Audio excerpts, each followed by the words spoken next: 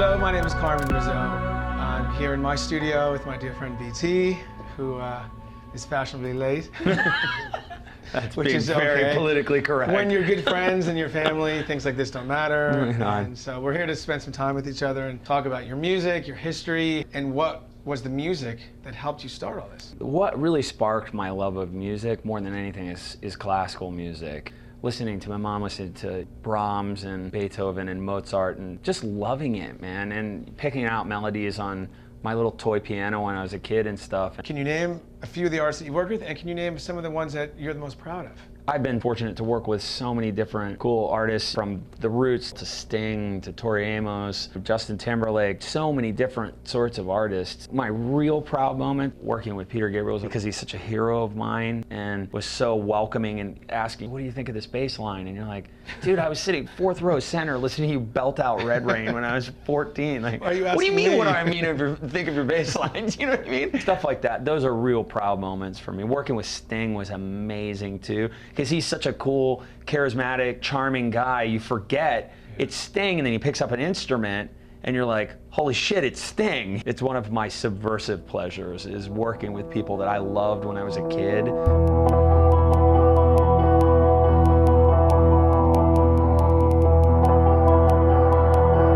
Can you name a song as a child that just sticks out? For sure. I mean, as an artist or a group, for me, it's Depeche Mode.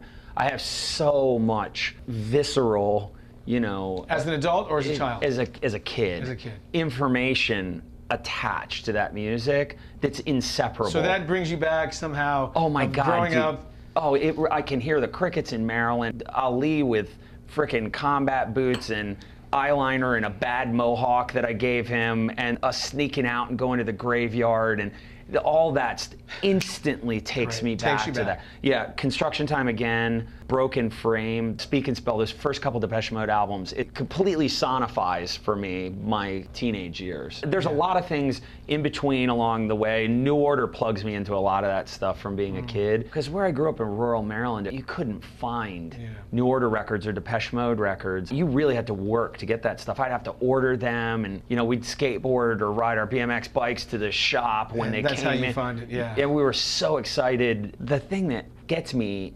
here is that I got to experience something that kids aren't experiencing now. I got to experience the joy of waking up in the morning and being like, holy crap, my record came in today. And to go and pick up a vinyl copy of the Soul Mining and to read every single thing on the liner notes about who worked on that record. Or waiting to hear a song on the radio. Like you heard a song last night, and you don't know when it's going to be played, and they're going to say, we're going to play this new artist song tomorrow at this time, and you're waiting to hear it. Now, within seconds, you have it, which is something. There's no ritual to it. Can you name some times of your life that are related to music that kind of stand out, like the first time you got laid, or the first time you rode your bike? You know, I can, and the got laid one is actually a good place to start. When I scored Monster, we licensed the Journey track, and I got to meet Steve Perry, and then we were working on something, and I said, I made out with the first girl I ever made out with in my entire life listening to you sing. Like, that's just weird. Yeah. Musical guilty pleasure?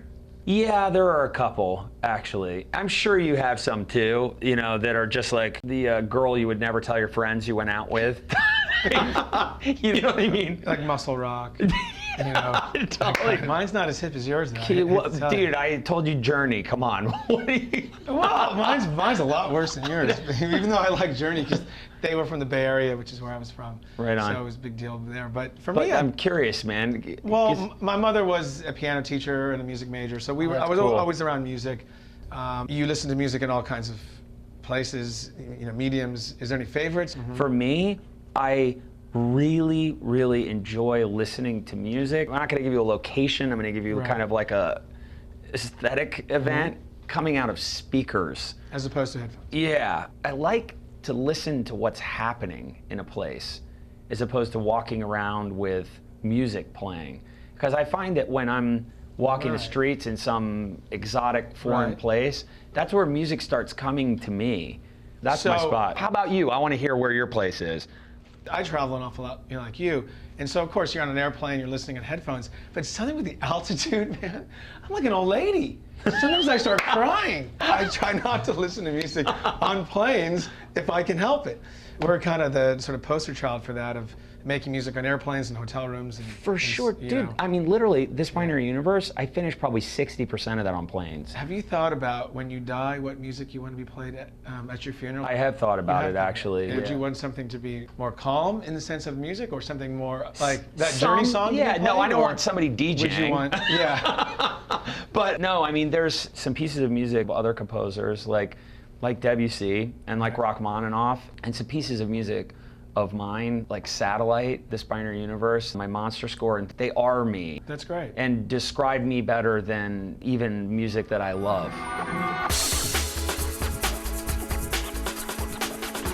You're stuck on Desert Island. What 3 artists or albums, or a combination of, would you have? I actually could live without recorded music. That's really funny that you say that, because I tend to agree with that. I've never said this before. Yeah. I've never thought it, but I have such a plethora of music in my head associated with all this feeling and memories that I could remember those songs and be okay without the recordings of them. But if you had to pick 3? If I had to pick 3, I would definitely pick something by Depeche Mode. So it's a hard one because their whole catalog has so much. Greatest hits. Yeah, that's kind of cheating, and I want to cheat, but I would probably pick Broken Frame, just because I associate kind of falling in love with that band, with that album, and I have to kind of cheat on this one. But I would have to have a recording of The Sunken Cathedral by Debussy, or just have to. And I can't imagine living without hearing for the rest of my life is The Wall. So, Carmen, tell us what your 3 would be. I would pick some piano-based music, i.e. Harold Budd or Eric Satie or something, because that's very soothing to me. I would pick something very ethnic, like Jisvan Gasparian or Sarangi, some Indian, like Murad Ali. Such a beautiful instrument, like these isn't it? Instruments that just make mountains move. Yeah. And I could list records, but it wouldn't matter to me. It would just be that sound. And then I might pick something almost a little cheesy, like any Beatles record that would bring me back. First of all, thank you for being late. I knew that would come up again. No, I know you're busy. You're busier than I am. You're busier than a lot of people. And thank you from the bottom of my heart to come here to share these great stories. Having me. You're a great inspiration to all of us and a great artist. And best of luck in the future. Thank you so much, Carmen. Cool, man.